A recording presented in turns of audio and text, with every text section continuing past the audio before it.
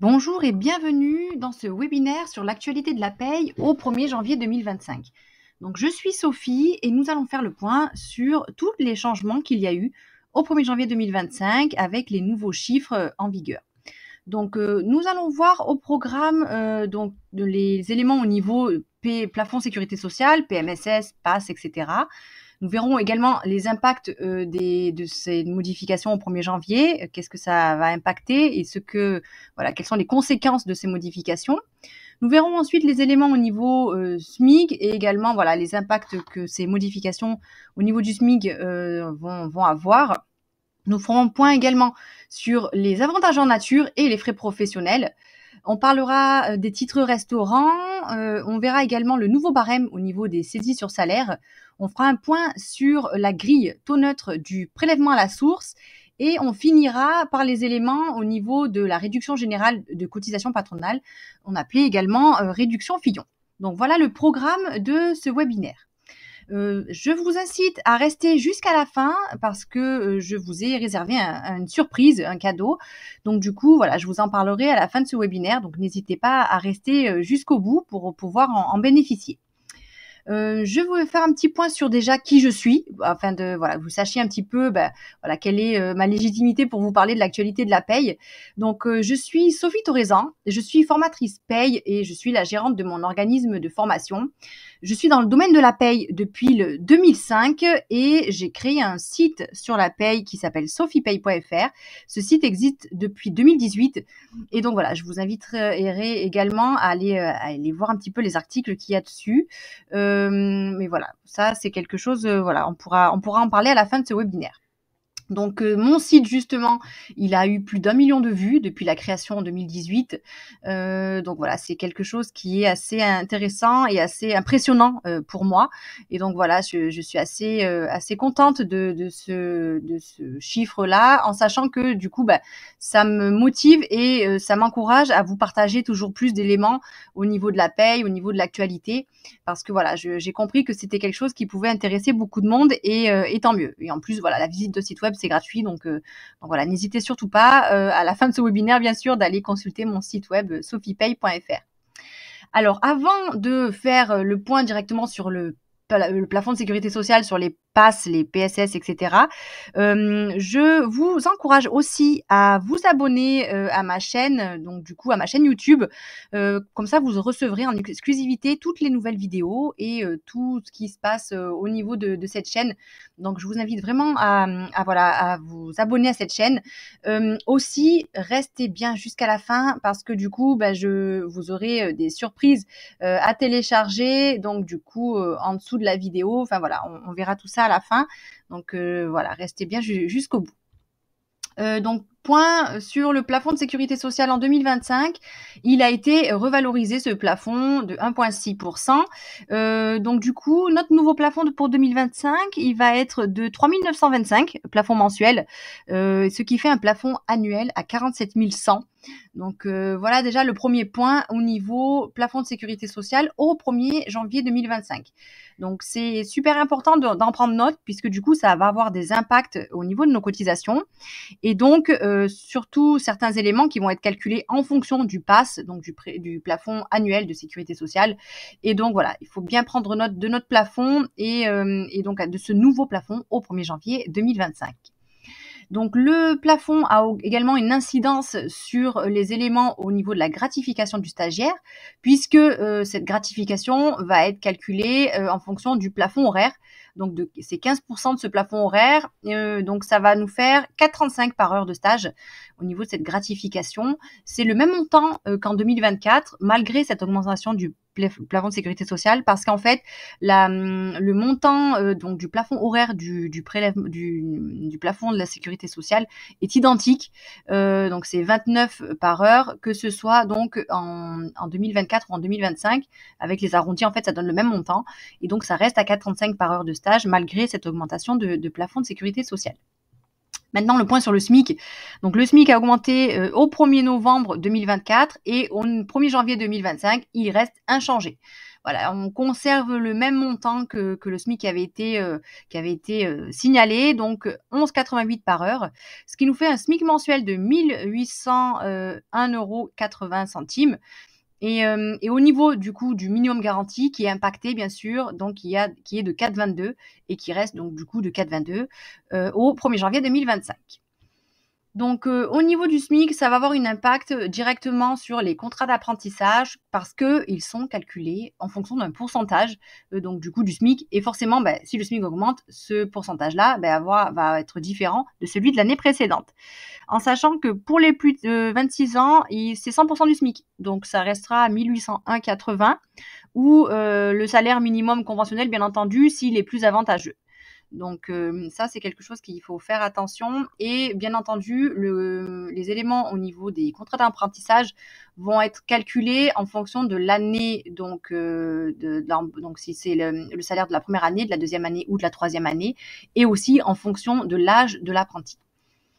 Les contrats de professionnalisation sont également impactés par cette augmentation du SMIC, puisque du coup, pour nos salariés, donc du coup, que ce soit des contrats de pro qui ont moins de 21 ans ou entre 21 et 25 ans, et ça va être calculé en fonction d'un pourcentage du SMIC. En revanche, pareil que les contrats d'apprentissage, pour les plus de 26 ans, 100% du SMIC, donc 1801,80 au 1er janvier 2025, ou bien 85% du minimum conventionnel. Donc là aussi, il faut faire attention s'il est plus avantageux à prendre en compte le salaire minimum conventionnel. Ensuite, on va parler des avantages en nature et des frais professionnels en 2025 qui ont évolué.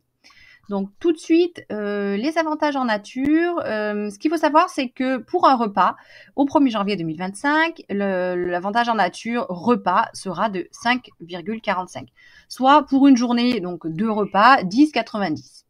Donc ça, c'est quelque chose qu'il faut prendre en compte. Aussi, faire attention au minimum garanti, parce qu'au 1er janvier 2025, vu que le minimum garanti a évolué à cause du SMIC, il sera de 4,22. Donc ça, c'est quelque chose qu'il va falloir noter.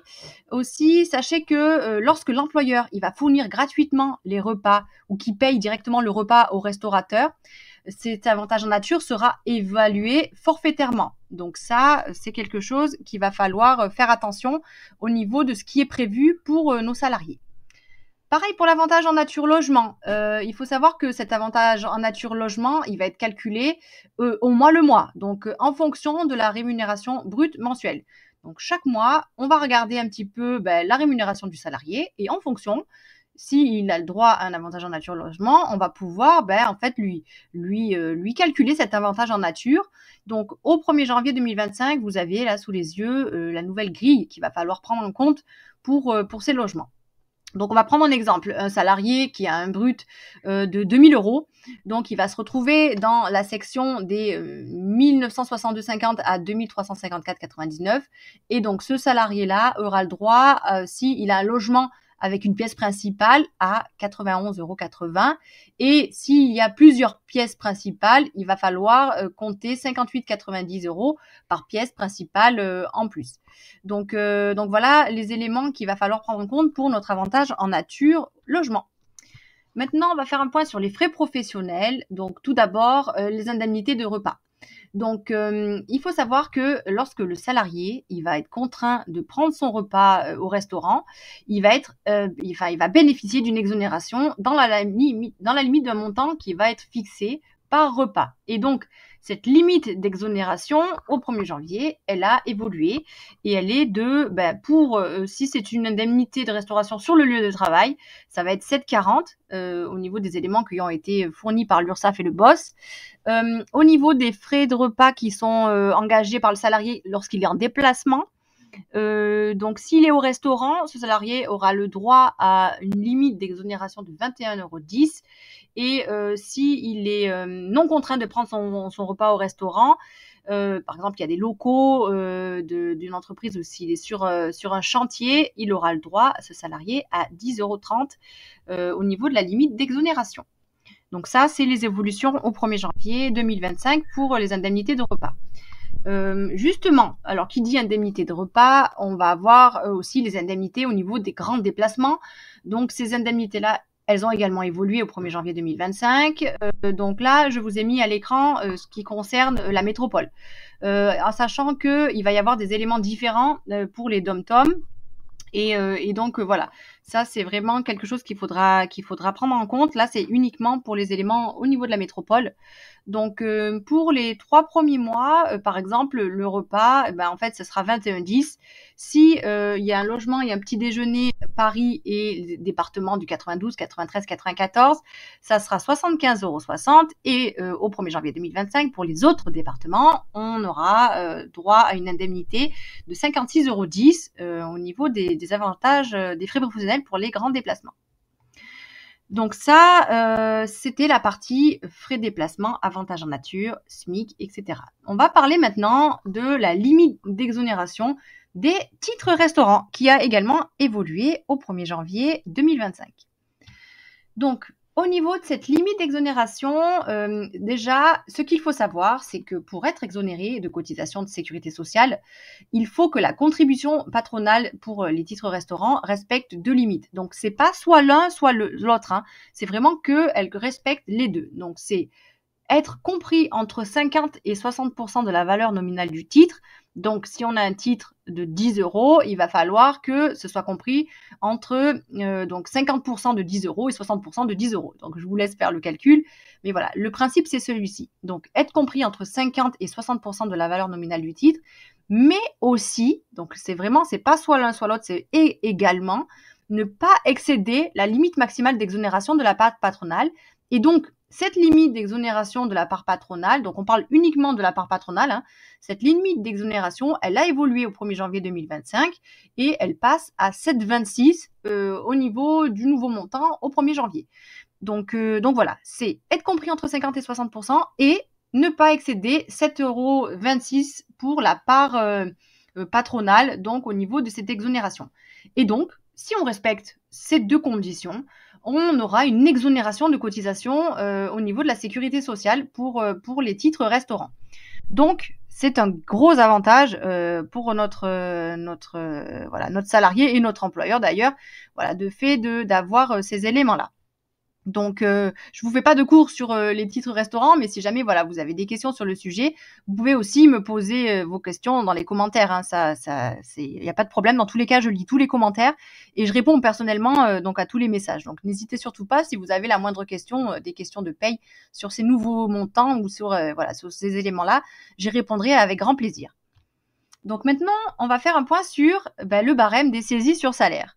Donc, lui aussi a augmenté au 1er janvier.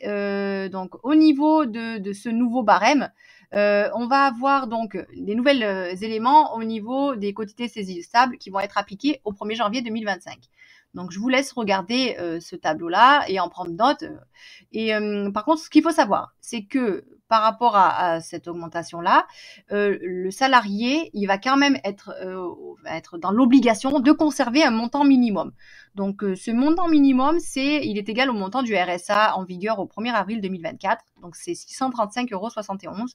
Donc, c'est-à-dire que même si le salarié a une grosse saisie arrêt, un avis à tiers détendeur très important et voilà, qui a des grosses sommes à prélever, dans tous les cas, on sera dans l'obligation de lui laisser au minimum le montant du RSA sur son salaire, donc 635,71 € au niveau de la somme minimum mensuelle qui devra rester sur son bulletin de paye. Donc ça, c'est la loi, c'est une obligation, malgré si on a une grosse saisie arrêt voilà, pour notre salarié.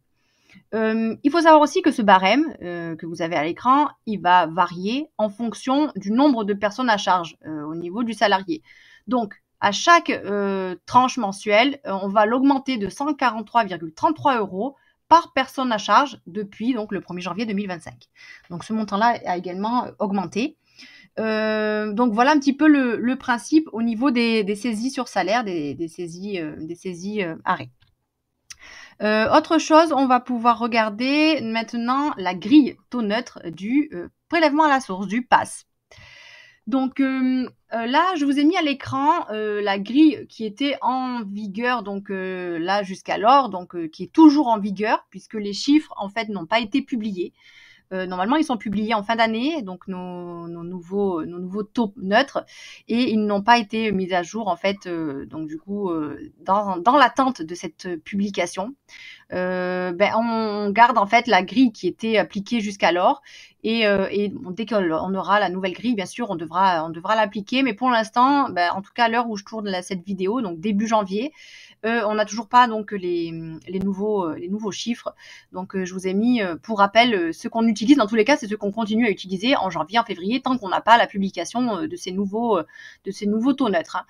Donc voilà la grille qu'il va falloir appliquer, en sachant que pour faire un petit point sur cette grille, c'est la DGFiP, donc c'est les impôts qui vont nous communiquer ces taux neutres, qui communiquent à l'employeur ces taux neutres, lorsque le salarié il choisit soit la non-transmission de son taux personnalisé, ou soit si on doit lui appliquer un taux neutre parce que voilà, on n'a pas eu les retours pour ce taux-là. Donc en aucun cas on va devoir nous choisir un taux, etc. Hein, c'est pas l'employeur qui choisit le taux à appliquer, c'est vraiment voilà en fonction de cette grille là. Si le salarié n'a pas un taux personnalisé, bien sûr on va appliquer cette grille là. Enfin voilà, le prélèvement à la source c'est plus une nouveauté, donc je pense que vous savez de quoi je parle. Mais voilà, c'est comme ça que ça fonctionne. Aussi donc continuer à appliquer cette grille jusqu'à ce qu'on n'ait pas les nouveaux chiffres. On verra ça dans voilà, dès qu'on les a, ça sera mis à jour directement par le service des impôts. Maintenant et enfin, on va terminer par le meilleur, c'est-à-dire les paramètres de la réduction générale de cotisation patronale, autrement dit notre fameuse réduction Fillon. Donc pour cette réduction Fillon, je vais faire un petit point rapide sur le fonctionnement de cette réduction, comment ça marche. Enfin, encore une fois, je fais pas un cours sur la paye, hein, c'est vraiment pour vous montrer un petit peu les éléments d'actualité qui ont changé. Mais voilà, je trouve ça intéressant quand même qu'on puisse aussi comprendre un petit peu les éléments de paye.